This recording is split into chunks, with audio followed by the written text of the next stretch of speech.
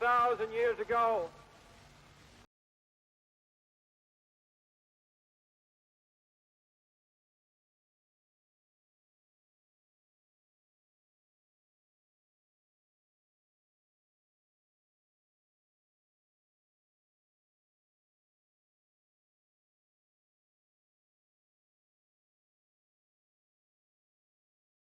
It was a great day in the history of Berlin, June 26, 1963.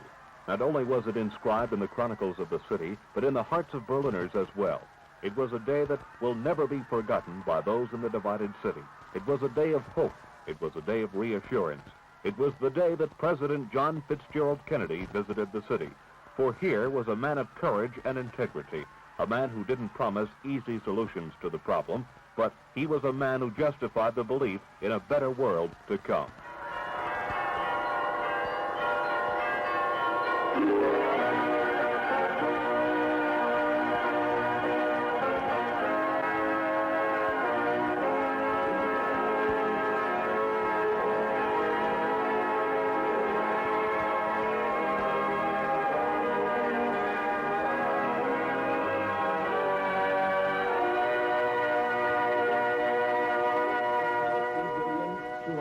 $47 million of appropriations for the armed forces to fill out our present Army divisions and to make more men available for prompt deployment. I am requesting an increase in the Army's total authorized strength from 875,000 to approximately 1 million men. To fulfill these manpower needs, I am ordering that our draft calls be doubled and tripled in the coming months. I am asking the Congress for authority to order to active duty certain ready reserve units and individual reservists and to extend tours of duty. The world is not deceived by the communist attempt to label Berlin as a hotbed of war. But the freedom of that city is not negotiable. We cannot negotiate with those who say, what's mine is mine, and what's yours is negotiable. To sum it all up, we seek peace, but we shall not surrender. 9:55 a.m. Air Force One lands at Tegel.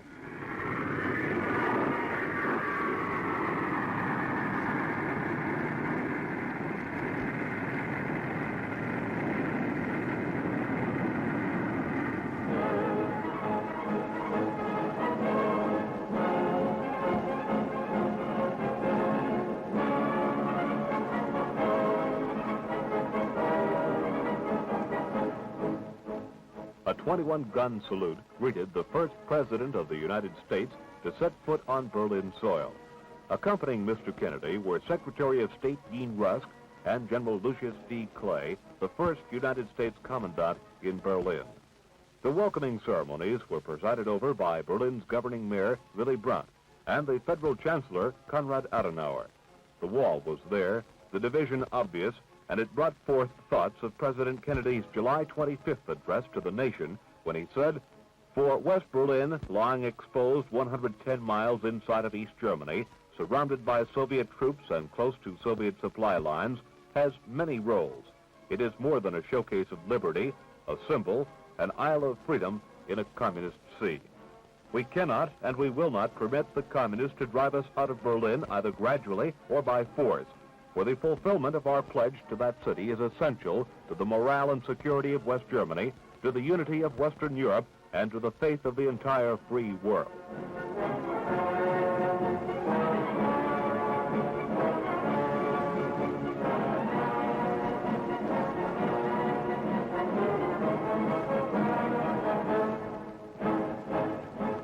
I do not come here to reassure the people of West Berlin. Words are not so important, but the record of the three powers, our French friends whose hospitality we enjoy here, our British friends, and the people of the United States, their record is written on rock. The legendary morale and spirit of the people of West Berlin has lit a fire throughout the world. But it is not so surprising, for through history, those who live in the most danger, those who live nearest the adversary, those who keep the watch at the gate, are always prouder, more courageous, more alive than those who live far to the rear.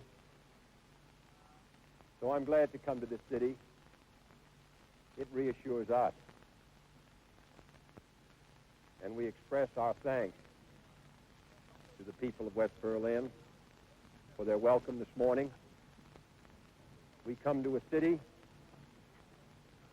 which is 3,500 miles from the United States, but we come to a city which we feel to be part of us.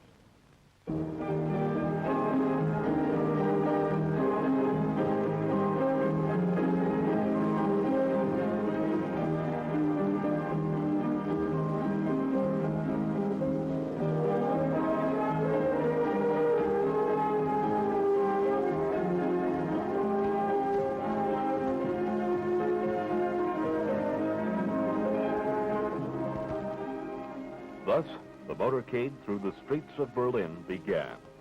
The entire route was lined with people who had waited hours to see the president, the man dedicated to the defense of peace and freedom.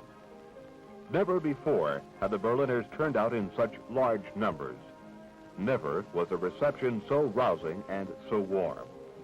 This was Berlin's way of expressing their years of gratitude.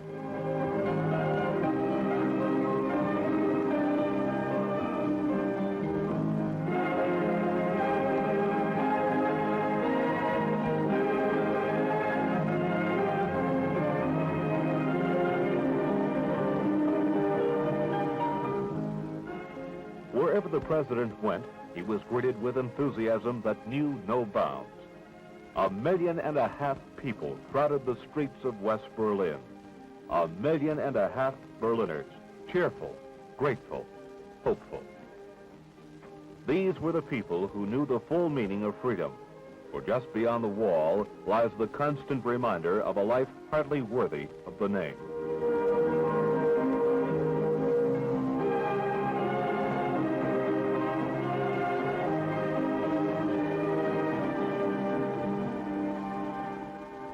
The motorcade took him to the famed Brandenburg Gate, symbol of Berlin. But now, the landmark rested behind the wall. And for the first time in history, it was impossible to see the east sector from this point. The communist regime draped red curtains on the monument, thus preventing a view of East Berlin. And likewise, it prevented the East Berliners from seeing the American president, and perhaps from waving a silent message of greeting to the man who represented courage. It was left to the West Berliners to represent their friends and relatives locked behind the wall.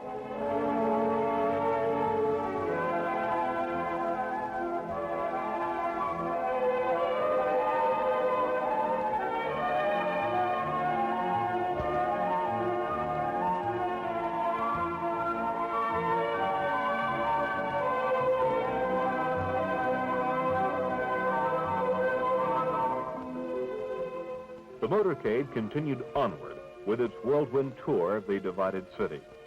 The din of noise, the shouts and cheers along the route were wild and enthusiastic. The people of Berlin gave the president the biggest reception in the city's history.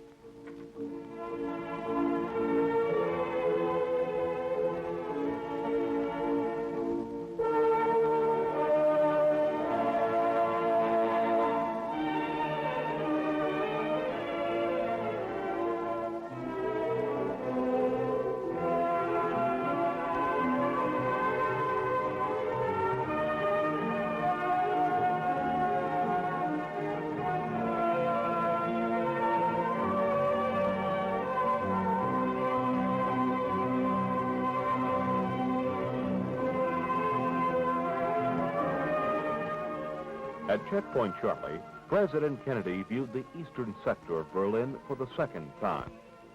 Prior to climbing the platform, the president stood near the white lines that divide not just a city, but two different ways of life.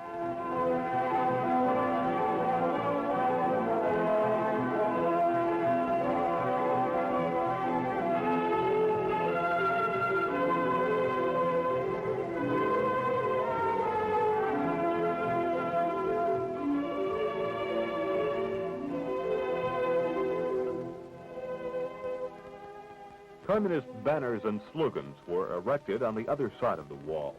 Like those at Brandenburg Gate, the communist slogans, written in English, boasted of the eradication of militarism in the Soviet zone. Standing beside the banners were heavily armed border guards. But despite all of the obstacles and apparent danger, many East Berliners still gathered in Friedrichstrasse, some 200 yards beyond the sector border. They stood there in silence. The distance between freedom and communism seemed great, but within them remained that feeling of participation and of hope.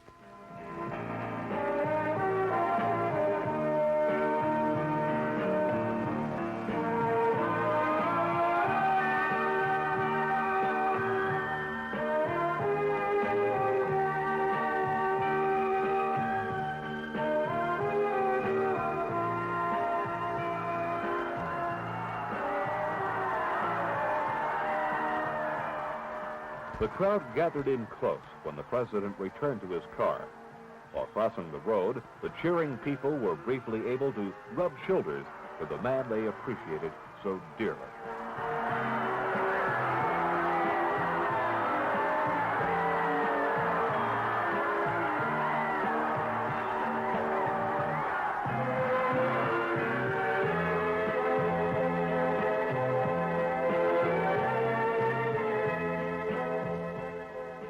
From Checkpoint Charlie, the motorcade proceeded to the Airlift Memorial at Tempelhof, and then to the West Berlin Town Hall at Schöneberg.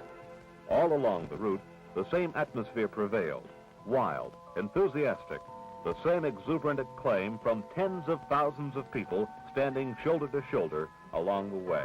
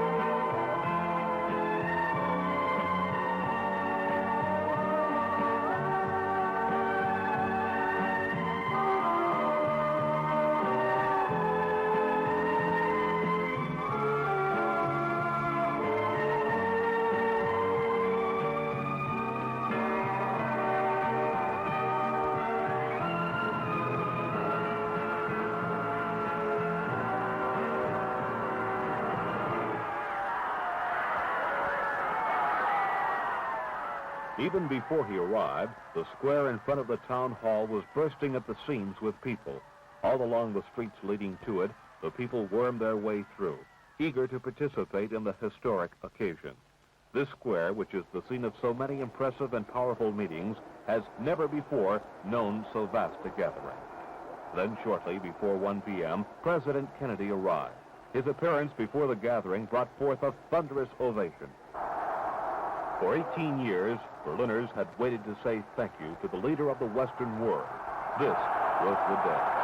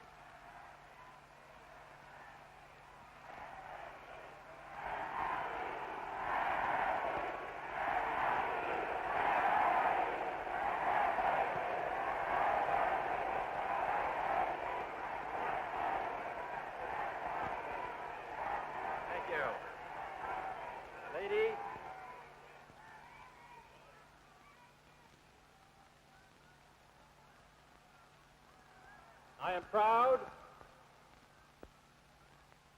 to come to this city as the guest of your distinguished mayor, who has symbolized throughout the world the fighting spirit of West Berlin. And I am proud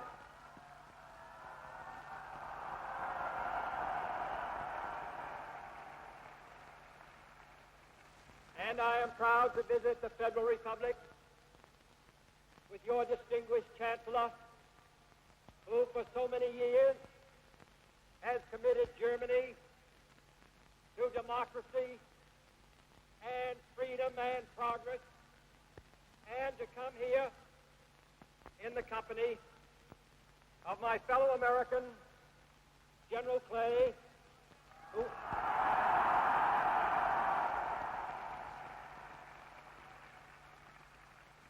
has been in this city during its great moments of crisis and will come again if ever needed.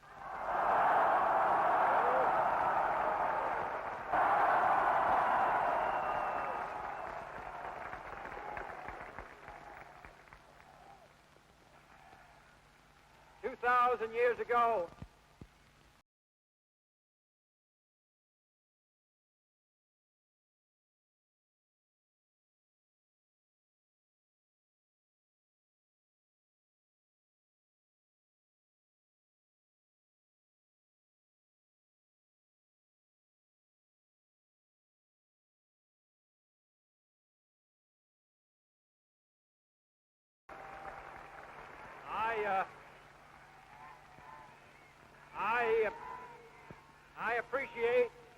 I appreciate my interpreter translating my German.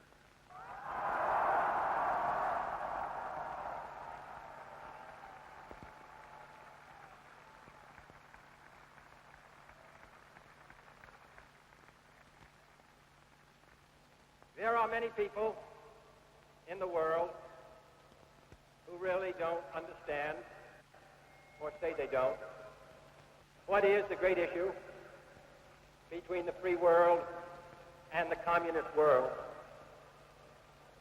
Let them come to Berlin.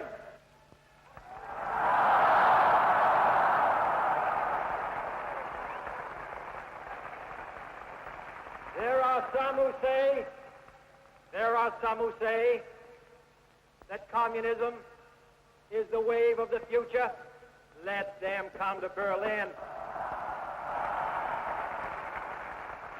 And there are some who say, in Europe and elsewhere, we can work with the communists. Let them come to Berlin.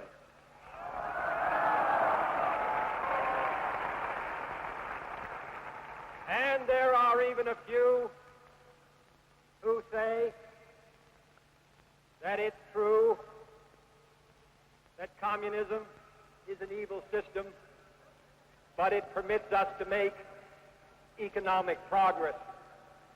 Lasst sie nach Berlin kommen. Let them come to Berlin.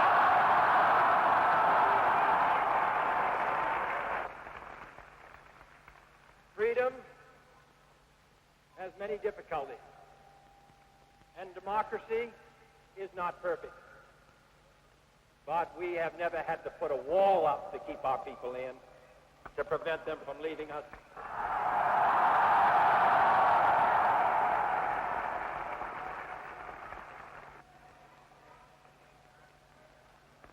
I want to say, on behalf of my countrymen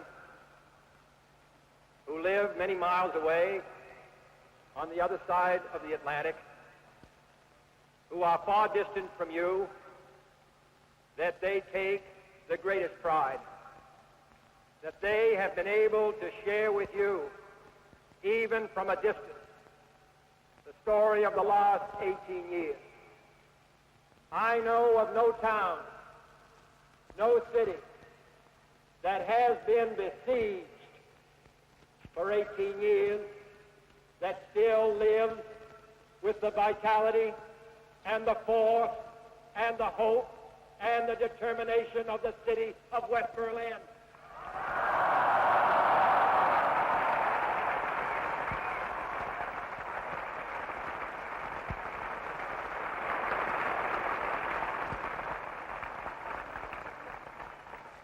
Now the wall is the most obvious and vivid demonstration of the failures of the communist system.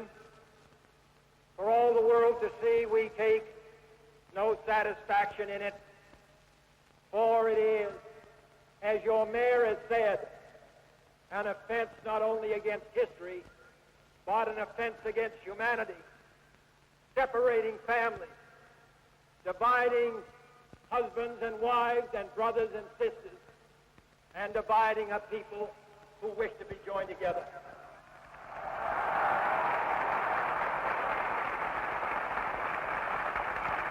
What is true of this city is true of Germany.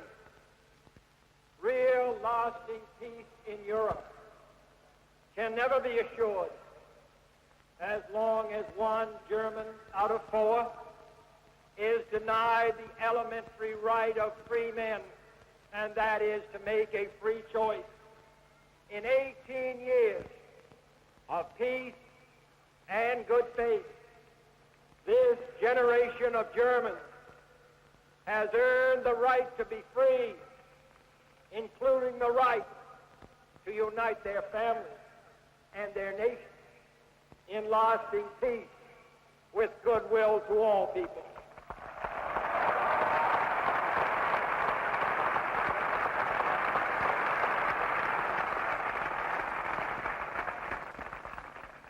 You live in a defended island of freedom, but your life is part of the main.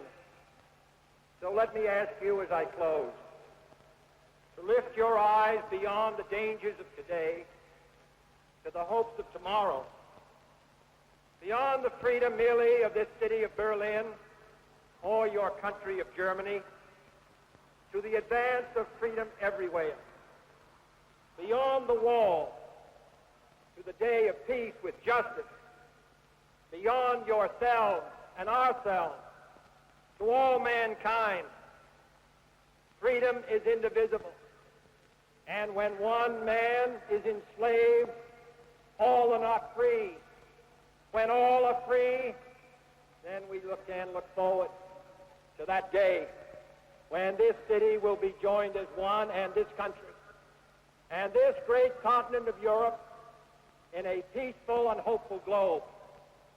When that day finally comes, as it will, the people of West Berlin can take sober satisfaction in the fact that they were in the front lines for almost 2 decades.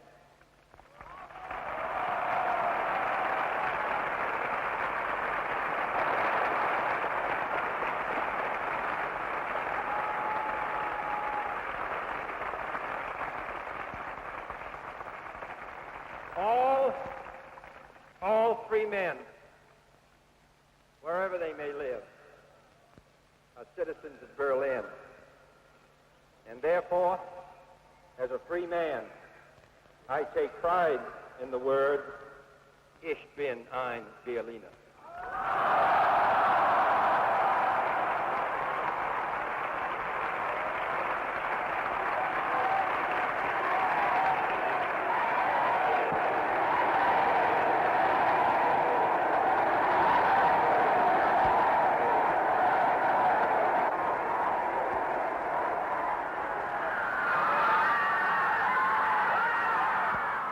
The applause seemed endless.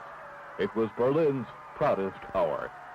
The greatest of all meetings held before the town hall was solemnly concluded with President Kennedy inscribing his name in Berlin's Golden Book.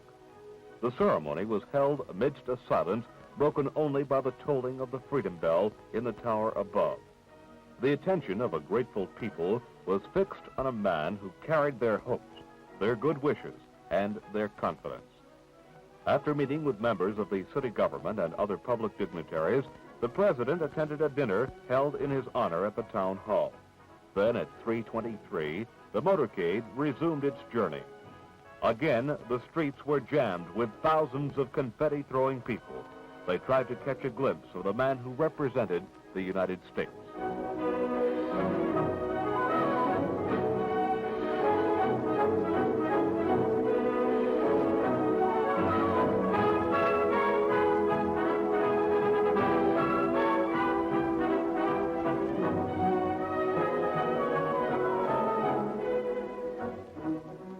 The motorcade took the president to Berlin's Free University, where he was awarded the distinction of an honorary citizen of Berlin's Free University. 15,000 students watched as the chancellor of the school made the presentation. The citation read, in part, "In his capacity as President of the United States of America and as a spokesman for all the free nations of the world, did check the danger of a nuclear war and simultaneously secure the continuation of the constitutional democratic state and social order in the new and old world, in one of the most critical periods in modern history." As I said this morning, I am not impressed by the opportunities open to popular fronts throughout the world. I do not believe that any Democrat can successfully ride that tiger. But I do believe in the necessity of great powers working together to preserve the human race, or otherwise we can be destroyed.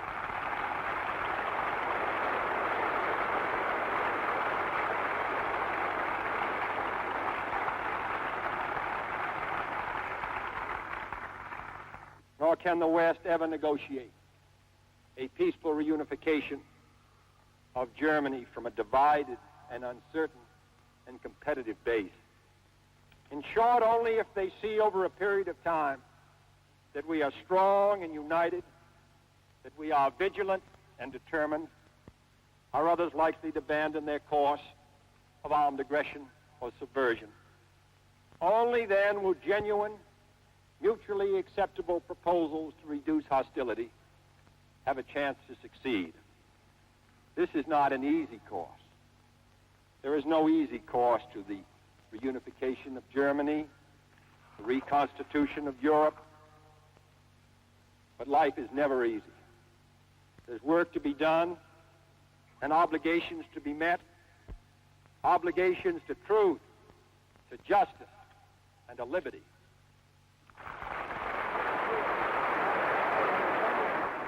The return trip to Tegel Airport saw the same enthusiasm relived. Berliners crowded along the freeway to bid farewell to the president. It was a moment to cherish and remember. It was a moment still vividly remembered today.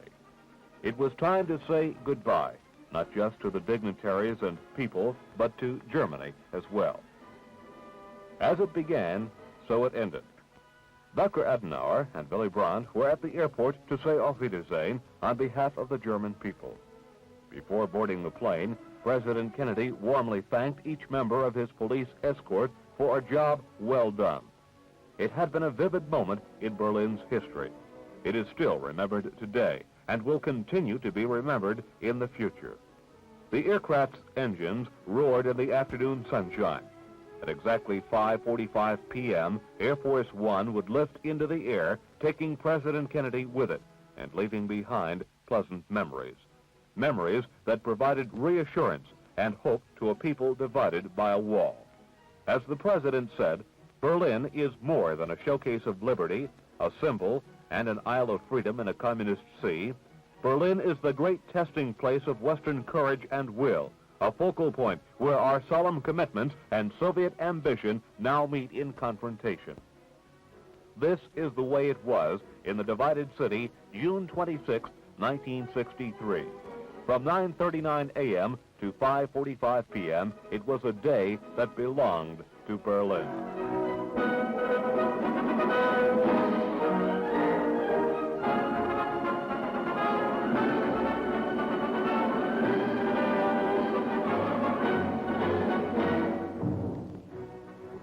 I said yesterday that I was going to leave a note for my successor, which would say to be opened at a time of some discouragement. And in it would be written 3 words, go to Germany. I may open that note myself someday. I know the American people naturally wonder on occasions whether all that they've done since the end of 1945, all the responsibilities and burdens that they've accepted, whether any of this effort is recognized and appreciated. If they had any doubts, it certainly seemed to me that the warmth of the welcome of the last 3 days, which was extended through me to the American people, should have ended them. And for that reason, if for no other, I'm happy I came, and I express my thanks to you, Chancellor, to all the German people for the hand they held out to us.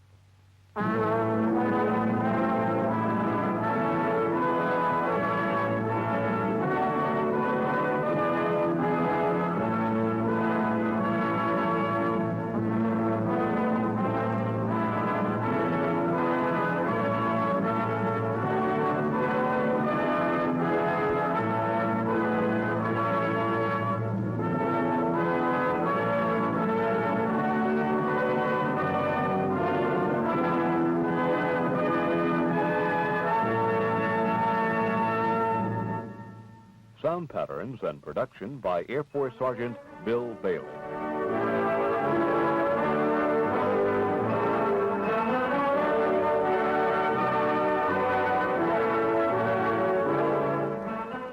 Edited by Air Force Sergeant James Conley.